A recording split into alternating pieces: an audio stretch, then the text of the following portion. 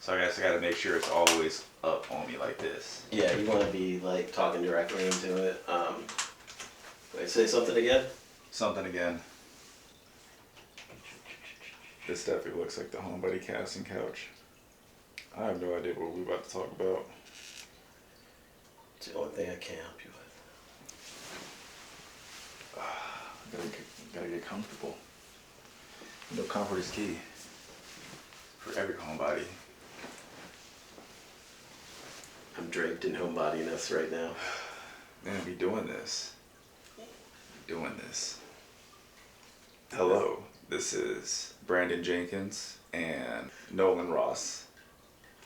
And this is the Homebody Friends Podcast. We should probably introduce the brand to people, right? So, Homebody Friends, it's a clothing line that started, well, really a lifestyle brand that started in 2018. And I design clothes for people that like to stay home. You know, it was actually not too far away from here when I started the lifestyle brand. I think that was in 2017 though. I just didn't make it official until the next year.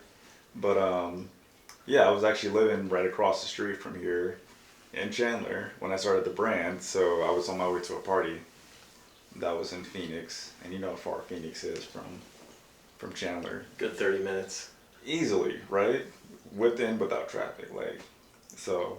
But the whole time I'm going to this party, I'm just like thinking, I'm like, man, I just want to be at home. Like, it's nothing against the, you know, the people that I'm gonna go see. You know, I love the people that I was gonna go see, my friends. And, you know, when I get there, I stayed like maybe an hour and a half, you know, made my rounds, said what's up.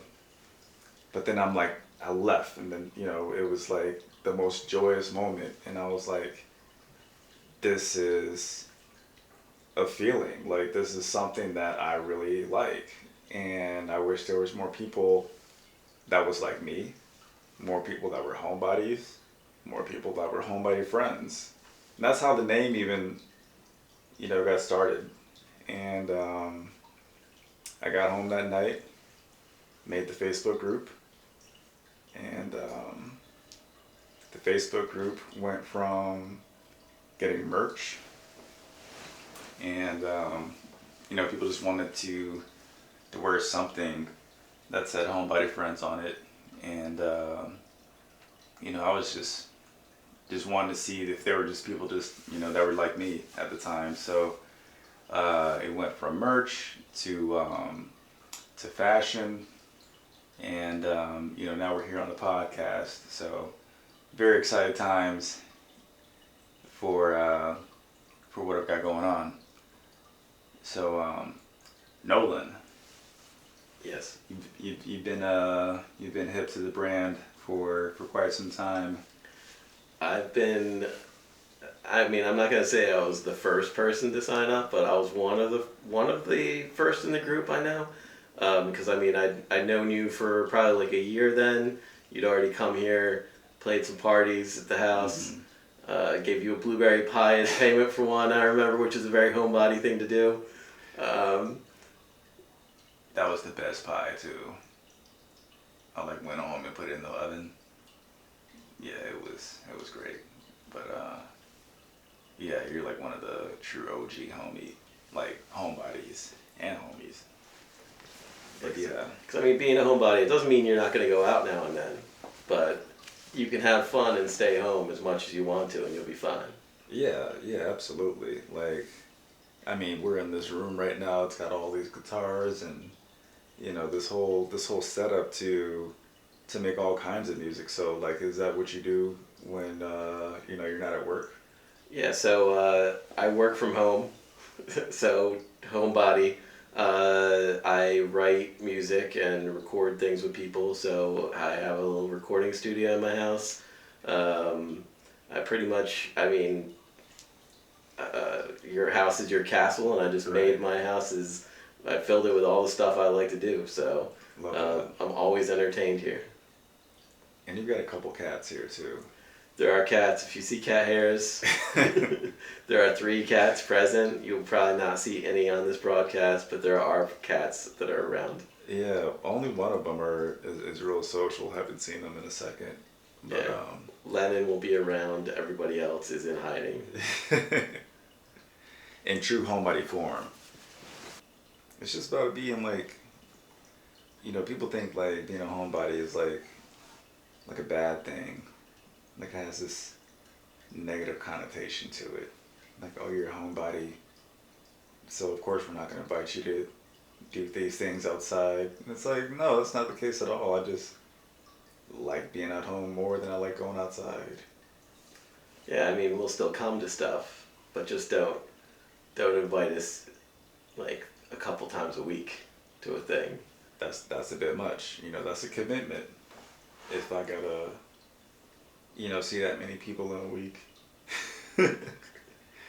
I need to recharge. Like my social meter just runs out so quickly sometimes. All the time actually.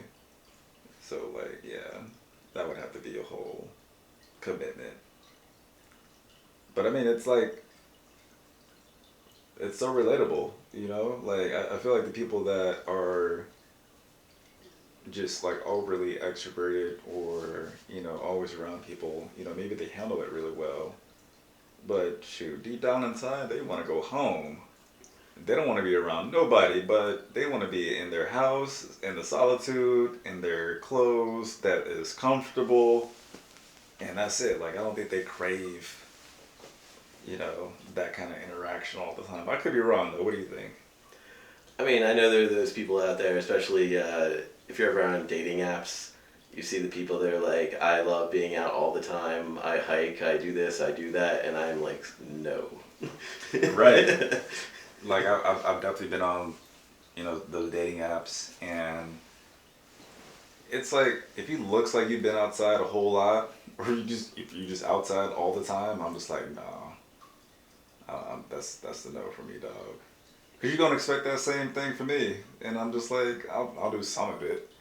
I'll go hiking, I'll go camping, but I'm not about to do it every morning, every week. No. I mean, if I'm gonna climb a mountain, there should be a reason for me getting to the top other than climbing the mountain. And just looking at things. Yeah. And that's no disrespect to people that actually do it, but I want to know what they get out of it. What does that do for them? Because for me, it's like a whole, I got to get up out of this house. I got to put clothes on. I got to put gas in the car. It's the whole thing. But to them, it's like something else, I guess. I don't know. What do you think? Yeah, I think some people just recharge from the activity. Some people like the outside. They like to go exploring.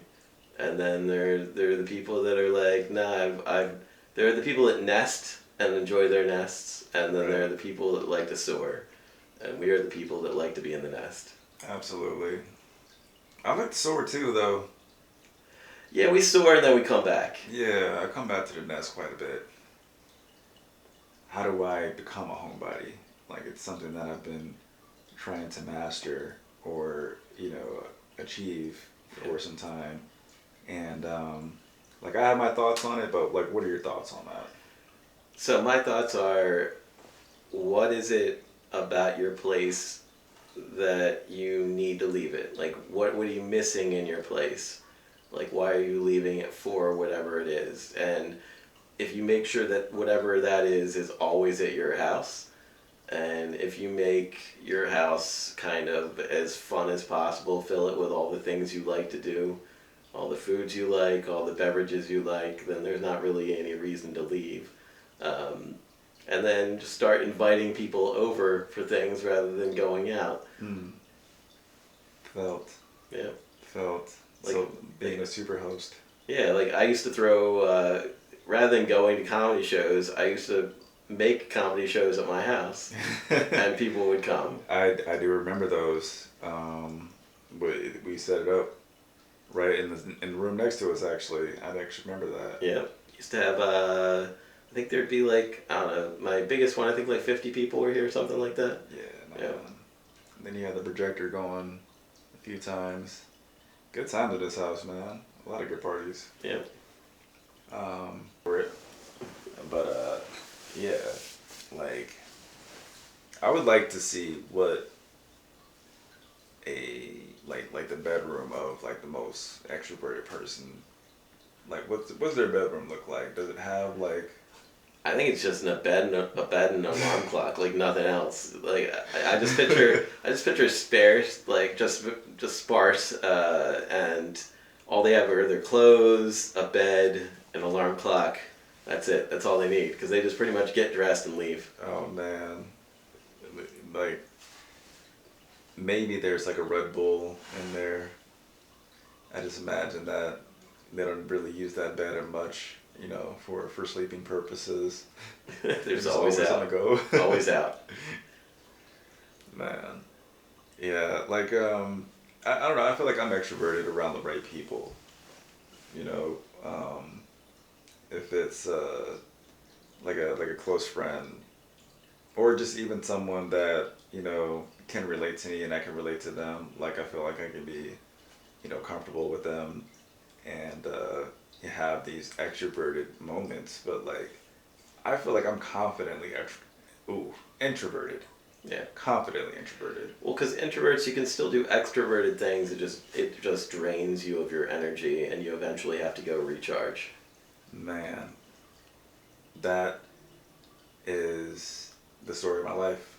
Like I felt that to my soul, because like, yeah, I do feel like I'm like depleted after doing like an extroverted thing. I'm like, shoot, why do I feel like I'm drained right now? Like, and I'm like, I'm not like out of shape or anything like that, but like that interaction just it's a lot sometimes. Like, man, I gotta like prepare the lines in my head. Like, I don't know, I'd be like thinking about so much when I get out there, man. Well, I think the pandemic made us introverts more introverted. I mean, Yeah. we were already in the house, and now they were like, guess what? You don't have to leave the house. Not by choice. No. Yeah, even though some people still did that. But yeah, like I feel like the pandemic, like man, how do you think that has an impact on people that are, well, I could say like for me, like the pandemic was it was a tough time for a lot of people. But I want to look at the lighter side of things, and just recognize the people that are still here, the survivors that are still here, the people that are still getting through it. But for me, it was like, all right, like I already stay home. This is nothing new for me, and now you guys get to see it too. Well, it's kind of like we were stay-at-home survivalists already. Yeah, like we knew how to thrive staying at home already. This is my way of life. Like, what are y'all tripping about? Yeah, if anything, it just meant that we had to turn down less things that we were being asked to do. But yeah, the pandemic, it was a time where I just felt like the homebody in everyone would thrive a little bit, because I saw so many beautiful things come out of that. Because like I saw more people painting, I saw more people getting into gardening, saw more people getting into music, you name it, any kind of new activity or hobby, I saw it, and a lot of people became very successful throughout the pandemic, just from doing, these introverted household homebody things that they never really paid attention to before the pandemic. Yeah, I'd stopped recording music, but during the pandemic, I wrote an EP with a singer, put it out. Dope. Yep, 600,000 plays later. Yo, 600,000? Yeah. What's that EP called? It is The Art of Disappearing Completely by Atomic Cemetery. It's streaming everywhere you find your music. Yeah, I gotta go get that right now. It's on Spotify right now, right? Spotify, Apple Music, you name it, it's there. That's dope. So you produced the whole thing? Yep, it was myself and a singer. I wrote all the music, co-wrote the lyrics, and we recorded it right here in this room. And I played all the instruments. Yep. That's goated. That's goated. He just said I did the whole thing from the house. from the comfort of my own home. Didn't have to leave, couldn't leave. He said couldn't. Had nowhere else to go. Yeah, can't leave, won't leave. That's awesome, man. 600,000. That's quite the. That's up there, man. Yeah, we were put on a couple of curated playlists for a time, and we had a lot of plays. It's really dropped down now. Like, we don't really have a lot of plays now, but for a couple months we had a lot of listeners. So And that's just like all on Spotify, right? SoundCloud. It's across, like, our most plays were on SoundCloud, and then Apple Music, and then Spotify. We had like 160,000 on Spotify. Like 300,000 on SoundCloud, and I forget how many on Apple Music. That's dope, man. Yeah. That's so dope. But, it's a breakup album, because the singer and I had a talk about some of the best albums were breakup albums, and but we tried to make it a little different. It's supposed to feel like all the phases in a breakup if you listen to it in order. Okay. Yeah. I don't know if I want to. Actually, I might want to go down the field strip a little bit. Yeah, so like the first song is like the breakup, so it feels all big and theatrical and like personal. And then the second one kind of is supposed to feel like time is torturing you and that it like has no meaning. And then it just goes downhill from there until you finally reach acceptance. Wow. Yeah, I would definitely play that like 600,000 times collectively. Because it's like, it's relatable. You know, we all gone through it. We all know what that feels like. Yeah. And music is probably one of the top things that people go to cope, through those things. And, you guys made art out of it. And that's dope. So, congrats, man. Thanks. That was the first Homebody Friends podcast episode with myself, Brandyn Jenkins, and Mr. Nolan Ross. If you like what you saw, if you like what you heard, thanks for tuning in. And you can expect more conversations about homebody friends, more conversations about just being a homebody and staying at home and the joys of staying at home. So till then, comfort is key for every homebody, and we'll see you on the next episode. Peace. Some words for your supporters, sir? Yeah, he's too Hollywood for this.